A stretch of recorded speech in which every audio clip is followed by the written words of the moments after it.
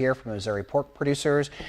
Boy, I wish you had smell-o-vision at home. You've grilled up some pork chops. Yes, these are sugar and spice pork chops. Sugar and spice. Yes, sir. And may I say you grilled these up on an indoor grill? I did. I had to use the George Foreman this morning. They don't look as good on the George Foreman, but I did them on the grill last night outside at home on a propane grill. And oh, they were so tender and juicy. So. Well, you talk about propane grill. What's the difference in grilling between propane and charcoal? Well, for me, propane grilling is a little bit faster. So your steaks, whether beef or pork, your charcoal grill is really for that slower cooking, whether you've got ribs or a tri-tips roast from a beef. That kind of lends itself better to that kind of grilling. Okay, so if you have the time, the propane, I know, because I have a propane grill, that it's fast, because the last time I grilled pork chops, they kind of turned out kind of burnt. Actually, very burnt. Yes, because it was so fast. We started out last night with some 1.5-inch thick top loin chops, and it took about 11, 12 minutes to grill them through.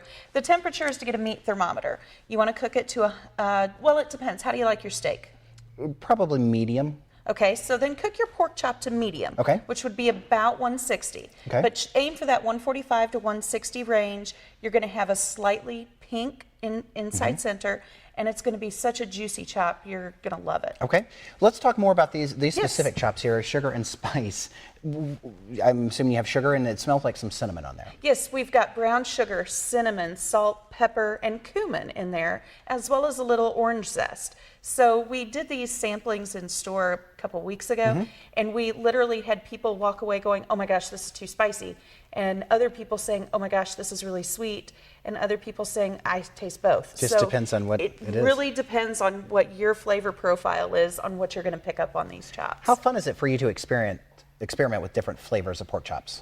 It is really fun, and I think one of my favorite things when I'm in store is watching the kids' faces, because when you can give them, with the cumin. Yes, and when you can give them a piece of pork and they look at their mom and say, Mom, I want this tonight, and it's a 20-minute meal.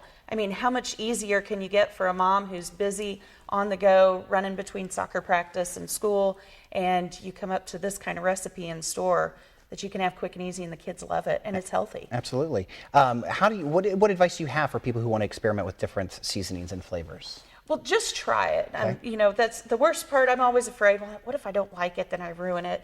But if you don't try it, you don't know. There you go. So. And you mentioned trying these out in stores and stuff. We can get these recipes online? Yes, if you go to porkbeinspired.com, there's over 2,000 recipes out there, from Mexican to Moroccan. They've got everything out there. So. All right. Well, thanks so much for coming in, and we will see you next month. And I am dying to try one of these little pork chops here. So while I cut one up, and Tegan is free to have some porks, I will cut you a piece as well, Tegan, as she gives you your forecast.